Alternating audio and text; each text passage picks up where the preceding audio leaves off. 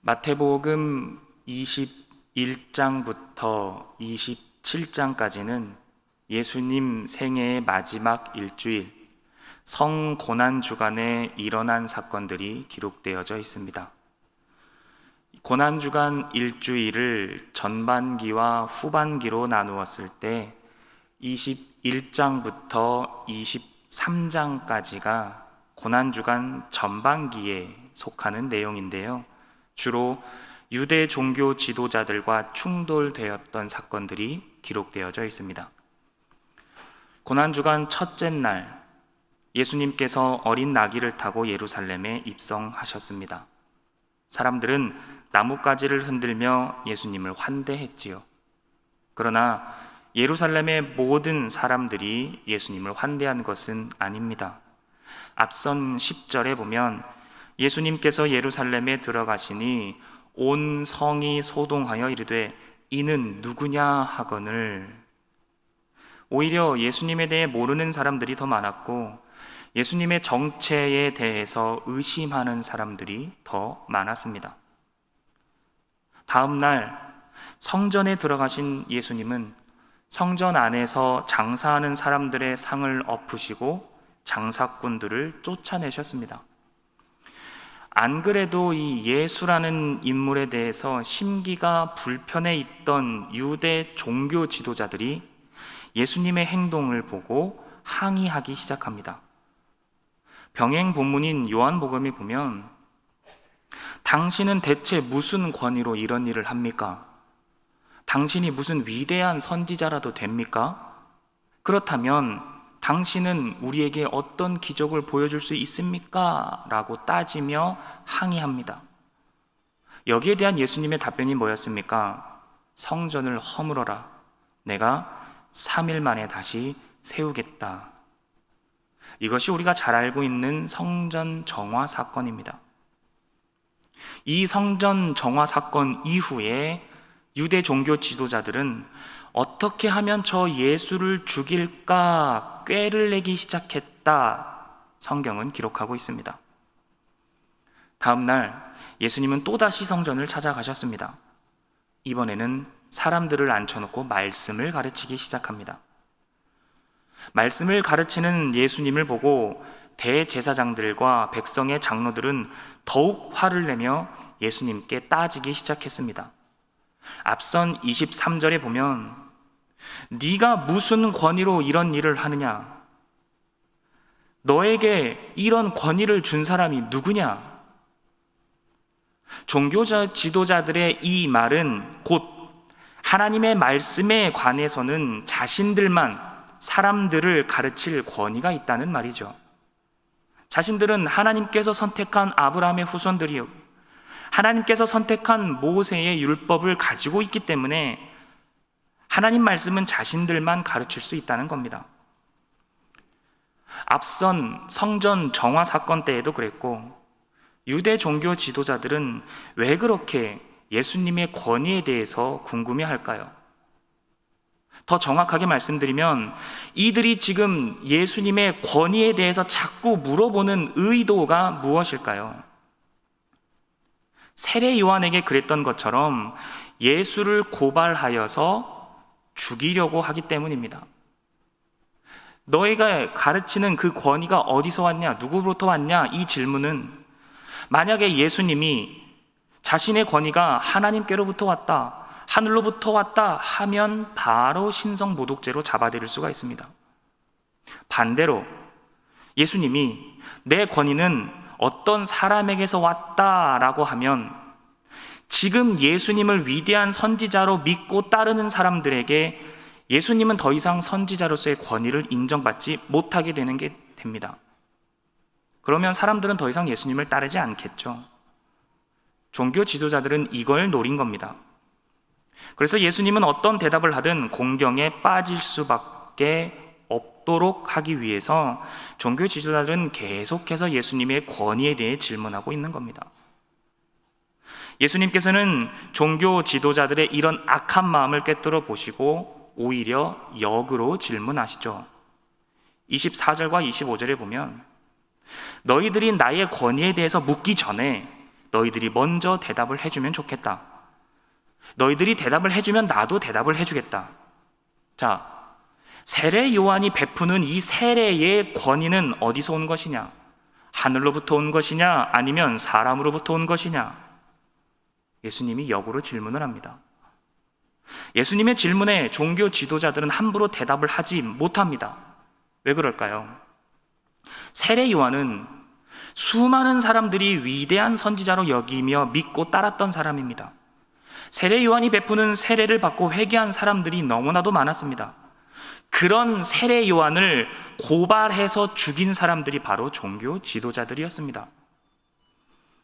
이들이 만약 세례 요한의 권위가 하늘로부터 왔습니다 라고 대답을 해버리면 하나님을 믿는다고 하는 자신들이 하나님께서 보낸 세례 요한을 믿지 않는 꼴이 되고 오히려 하나님께서 보낸 자를 고발하여 죽였다고 백성들에게 신뢰를 잃게 됩니다. 그렇다고 세례 요한의 권위는 또 다른 어떤 사람에게서 왔다라고 해버리면 이미 세례 요한을 위대한 선지자로 믿고 따르고 있는 사람들의 반발을 사게 될 겁니다. 그래서 예수님의 역질문에 종교 지도자들도 머뭇거리며 대답을 하지 못하고 있던 그때에 예수님께서 비유를 들어 하신 말씀이 바로 오늘 본문의 내용입니다. 비유의 내용은 다들 잘 알고 계실 겁니다. 어떤 사람에게 2명의 아들이 있었습니다. 어느 날 첫째 아들에게 얘야, 포도원에 가서 일 좀 하렴. 첫째가 예, 알겠습니다. 대답은 했지만 정작 일하러 가지 않았습니다. 둘째 아들에게도 똑같이 얘야, 포도원에 가서 일 좀 하렴. 둘째는 싫습니다. 안 가겠습니다. 대답했지만 후에 뉘우치고 포도원에 가서 일을 합니다. 우리가 가지고 있는 이 개역개정 성경에서는 첫째 아들이 네라고 대답했으나 가지 않은 아들이고 둘째 아들이 싫어요 라고 대답했으나 뉘우치고 아버지 말씀에 순종한 아들로 기록되어 있습니다. 그런데 신약 성서 원본과 가장 가깝게 해석되었다고 불리는 UBS판 헬라어 번역 성경에는 첫째 아들과 둘째 아들이 바뀌어져 있습니다. 또한 개역 개정을 제외한 공동 번역 성경, 새 번역 성경, 우리말 성경, 심지어는 영어 성경인 KJV와 NIV까지도 전부 다 개역 개정과는 다르게 첫째 아들과 둘째 아들이 뒤바뀌어져 있습니다. 이것은 성경이 번역되어 온 과정과 역사를 보면 알 수 있는데 이 얘기를 하면 너무 길어지니까 어쨌든 헬라어 원어에 비추어 봤을 때는 첫째 아들이 싫습니다 해놓고 순종한 아들이고 둘째 아들이 가겠습니다 해놓고 안 간 아들이다. 이것만 기억하시면 됩니다. 자, 예수님께서 비유로 두 아들 이야기를 말씀하신 후에 이렇게 말씀하십니다. 세리들과 창녀들이 너희보다 먼저 하나님의 나라에 들어가리라. 이 말은요, 세리와 창녀들이 너희들보다 먼저 하나님 나라에 들어가고 너희는 그들보다 조금 늦게 들어갈 거야 라는 말이 아닙니다. 세리와 창녀들은 하나님 나라에 들어갈 수 있는데 너희들은 들어가지 못할 거야 라는 말입니다. 다시 말해서 누구보다 하나님을 믿고 섬기는 일에 본을 보였던 사람들, 당대 최고의 선생들이자 리더라고 불리우는 종교 지도자들은 하나님 일에 그렇게 열심이었어도 하나님 나라에 들어가지 못한다. 반면에 죄인 취급받았던 세리와 창녀들은 오히려 하나님 나라에 들어갈 수 있다라는 겁니다. 예수님이 말씀하신 두 아들의 비유, 첫째 아들과 둘째 아들 중 결국 아버지의 뜻대로 행한 아들이 누구인가? 대답이야 어떻게 했든지 간에 결과적으로 아버지의 뜻대로 포도원에 가서 일한 첫째 아들이 아버지의 뜻을 이룬 아들이라는 겁니다. 예수님은 지금 세리와 창녀들이 하나님의 뜻대로 행한 사람들이고 천국 백성이다 라고 이야기하고 있는 거예요. 당시의 세리들은요, 세금을 자기 마음대로 부풀려 받으면서 자기 배만 채우기에 급급했던 사람들입니다. 창녀는요, 음란함으로 남자들을 꼬시며 쾌락에 빠져 몸을 팔아 돈을 벌었던 사람들입니다. 사람들은 세리와 창녀들을 너무나 싫어했습니다. 하나님께서 사랑이 많아서 모든 사람을 다 천국에 들여보낸다 하더라도 세리와 창녀들만큼은 절대로 천국에 갈 수 없다라고 못 박아둔 사람들이 바로 세리와 창녀들이었습니다. 그런데 예수님은 죄인 중에 죄인인 그들이 하나님 나라에 들어간다고 말씀하고 있는 거예요. 어떻게 그럴 수 있습니까? 종교 지도자들이 예수님의 이 말씀을 들었을 때 마음이 어땠을까요? 더러운 죄인들을 거룩한 자신들과 비교하는 것도 참으로 어이가 없는데, 하나님 섬기기로는 당대 최고였던 자신들인 하나님 나라에 들어가지 못한다? 죄인인 세리와 창녀들이 하나님 나라에 들어간다? 기가 막힐 노릇이죠. 종교 지도자들도 들어가지 못하는 하나님 나라에 죄인인 세리와 창녀들이 들어갈 수 있는 이유가 바로 32절입니다. 요한이 의의 도로 너희에게 왔거늘 너희는 그를 믿지 아니하였다. 그러나 세리와 창녀는 믿었다. 너희는 끝내 뉘우치지 않았고 그를 믿지 않았다. 세례 요한이 사람들에게 의의 도로 왔는데 세리와 창녀들은 그 의의를 믿었습니다. 유대 종교 지도자들은 세례 요한이 전하는 의의를 믿지 않았습니다.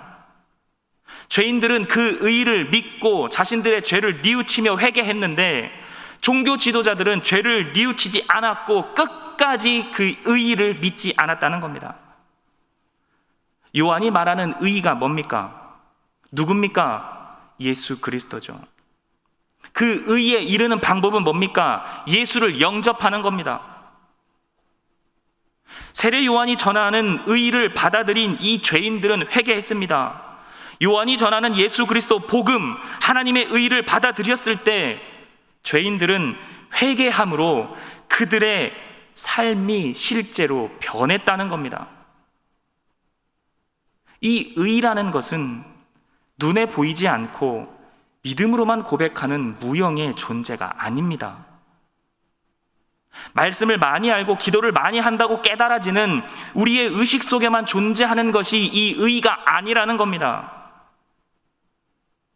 하나님께서 우리를 받아들일 수 있도록 우리가 하나님의 자녀로서 해야 할 의무를 이행했을 때 우리 삶에 나타나야 하고 결과로 입증되어야 하는 것이 바로 의입니다. 이게 성경이 말하는 의입니다. 성경의 핵심 교리라 할 수 있는 이신칭의, 믿음으로 의롭다 칭함을 얻는다. 여기서 말하는 믿음이 뭡니까?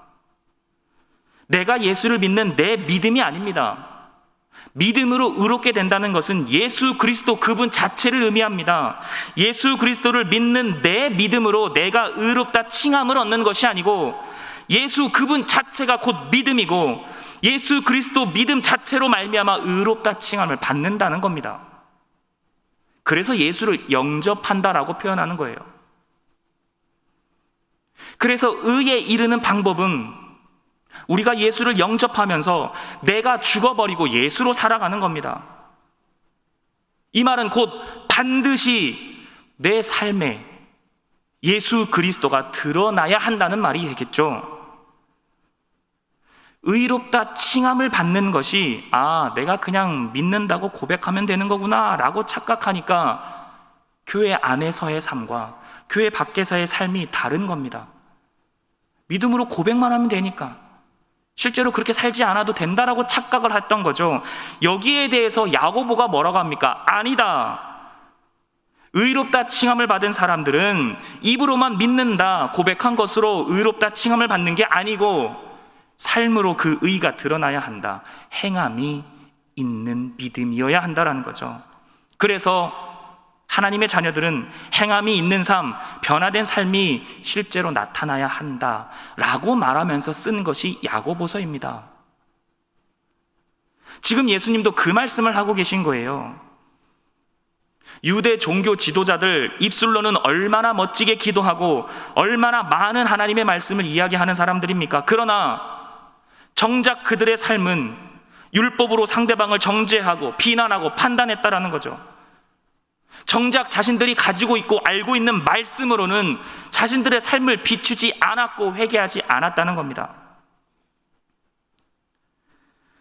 그들은 하루에도 몇 번씩 기도하며 거룩한 삶을 살았던 사람들입니다. 율법을 철저하게 지켰죠. 밤낮으로 말씀을 묵상하고 기도했던 사람들이 종교 지도자들 아닙니까? 그런데 이들은 왜 하나님의 의를 이루지 못하며 살았습니까? 무릎 꿇는 회개의 삶이 없었기 때문에, 말씀으로 자신을 비추어 하나님 앞에, 사람들 앞에 겸손한 삶의 모습이 없었기 때문에 하나님의 의를 이루지 못했다는 겁니다. 반면에 죄인이라 여겨졌던 사람들은 하나님의 말씀을 듣고도 처음에는 어리둥절하며 저게 맞나? 믿어야 하나? 시큰둥하기도 하고 때로는 안 믿을래요, 싫어요, 불순종하는 듯한 모습을 보였지만 결국 훗날에는 뉘우치며 회개하고 그 말씀에 순종하며 말씀대로 살았기 때문에 하나님 나라에 갈 수 있는 조건이 갖추어졌다라는 겁니다. 두 아들의 비유는 바로 이 말씀입니다. 우리는 이미 하나님의 자녀가 되었습니까? 우리는 이미 천국 백성이 되었습니까? 아닙니다. 우리는 평생에 하나님의 자녀가 되어 가야 하는 과정 속에 있는 사람들입니다.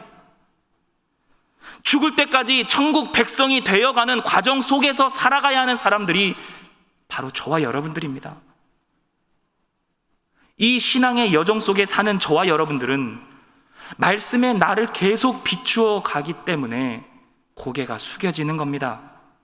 하나님 앞에, 사람들 앞에 날마다 겸손하게 살아가는 겁니다. 매일매일 말씀에 내 삶을 비추어 보니까 내가 죄인임을 잊지 않고 내가 죄인임을 늘 깨닫게 되는 겁니다. 내가 죄인임을 누구보다 먼저 알고 있기 때문에 죄인인 내가 상대방에 대해서 함부로 말을 할 수 없죠. 상대방을 함부로 판단하며 정죄하지 못한다는 겁니다. 저 사람은 뭐가 부족하네, 내가 보니 이러네 저러네, 함부로 비난할 수 없습니다. 왜요? 내가 죄인이니까요. 누구를 판단하겠습니까? 예수님도 가늠한 여인에게 나도 너를 정죄하지 않겠다 말씀하셨는데 우리는요, 교회 조금 오래 다녔다고, 직분 있다고, 교회에서 리더라고 때로는 세상을 향해서도 정죄의 화살을 쏟아내고 있지는 않습니까? 많은 분들이 오늘날 한국교회를 걱정합니다. 건물이 으리으리해지고 없는 것 빼고 다 있는 시스템 다 갖추어 놓았는데 왜 부흥을 하지 못하고 성도들의 수는 점점 줄어들고 다음 세대는 교회를 점점 떠나갈까요? 왜 그렇습니까? 프로그램이 부족합니까? 리더들이 부족합니까? 아닙니다. 하나님 앞에 철저히 회개하며 자복하는 마음으로 무릎 꿇는 신앙이 없어졌기 때문에 그렇습니다. 한 영혼을 위해서 애절하게 기도하고 한 사람을 살리기 위해 얼마나 부르짖으며 기도하고 있습니까? 성도들은 서로에게 얼마나 겸손하며 서로를 품어주고 평안을 거내며 얼마나 사랑하고 있습니까? 우리는 말씀 앞에 고개를 숙인 채 겸손한 사람이 되어야 합니다. 또한 복음을 받아들인 사람은 하나님의 의가 삶에 드러나야 하기 때문에 반드시 삶의 변화가 있어야 됩니다. 세리였던 마태는 예수님을 만나 회개함으로 예수님을 따르는 제자가 되었습니다. 삶이 변했지요. 세리였던 삭개오는 예수님을 만나 회개했고 자신의 재산을 가난한 사람들에게 나누어 주었습니다. 삶이 변화되었지요. 우리들의 삶은 무엇으로 변화되고 있습니까? 하나님의 의가 우리들의 삶에 드러나고 있습니까? 말씀을 마무리하겠습니다. 저 역시도 목사가 되었다고, 설교를 잘한다고 하나님의 뜻을 이룰 수 없습니다. 장로로서, 권사로서 수십 년간 신앙생활했다고, 교회 안에서 여러 가지 사역을 하고 있고 이것저것 봉사도 하고 오랫동안 리더의 직분을 감당했다고 이것이 하나님의 뜻을 이루며 살고 있다라고 말할 수 없습니다. 내가 어떤 직분을 갖고 있든지, 내가 어떤 자리에서 헌신하며 봉사를 하고 있든지, 직분이 없어도, 봉사를 하지 못해도, 나는 최선을 다해 이것저것 하고 싶지만 내 형편과 처지가 하지 못하는 상황이라 할지라도 가장 먼저 하나님 말씀에 나를 철저히 비추어 회개하는 삶을 살아가고 있는가, 이것을 가장 먼저 깨닫고 깨달음으로 내 삶으로 실천하는 사람이 하나님 나라에 들어갈 수 있다는 겁니다. 예수를 믿음으로 철저히 회개하며 하나님 앞에 죄인임을 인정하고 사람들 앞에 언제나 겸손함으로 살아가야 하는 사람들, 우리 베델의 모든 성도들이 되기를 소망합니다. 화려한 신앙 고백은 하지 못해도, 말씀을 많이 알지 못해도, 기도를 잘하지 못해도, 신앙의 연수가 많지 않아도, 교회 안에서 할 줄 아는 게 없어도, 직분을 받지 못해도 말씀에 나를 계속 비추어 내가 죄인임을 잊지 않고 모든 사람들 앞에 겸손히 살아가는 사람. 오늘날 저와 여러분들의 고백은, 하나님, 내가 바로 종교 지도자였습니다. 내가 예수를 믿는다 고백해놓고 정작 말과 행동으로는 상대방을 정죄하며 판단했습니다. 주님, 제가 죄인입니다. 이 신앙의 고백이 끊이지 않기를 소망합니다. 또한 우리의 믿음은 삶의 열매로 알 수 있다 말씀하셨습니다. 말씀을 들을 때마다 삶의 변화가 일어나야 합니다. 여전히 죄인이지만 죄인 된 것을 인정하면서도 우리는 의롭다 칭함을 받으며 살아가는 사람들임을 잊지 마십시오. 거룩한 척 하지 않고 진짜 거룩한 사람들이 됩시다. 사랑하는 척 하지 않고 진짜 사랑하며 사랑을 표현하며 함께 보듬어주는 신앙생활하는 저와 여러분들이 됩시다. 우리는 그런 사람이 될 수 있습니다. 오늘 한 날도, 한 주간의 삶도, 더 나아가 평생의 삶 가운데 하나님께 받아들여질 수 있는 조건을 이행하면서 살아가는, 하나님의 의를 이루며 살아가는 베델의 모든 성도들이 되기를 소망합니다. 기도하겠습니다. 하나님, 오늘도 말씀으로 나를 비춥니다. 내가 죄인입니다. 내가 거룩한 삶을 살지 못했습니다. 내가 사랑하며 살지 못했습니다. 하나님, 불쌍히 여겨 주옵소서. 예수를 믿는 믿음에서 그치지 않게 하시고 예수를 영접함으로 내 삶의 주인 삼아 나는 죽고 예수로 살아가는 주의 백성들이 다 되게 하여 주옵소서. 감사하며 예수님의 이름으로 기도드리옵나이다. 아멘.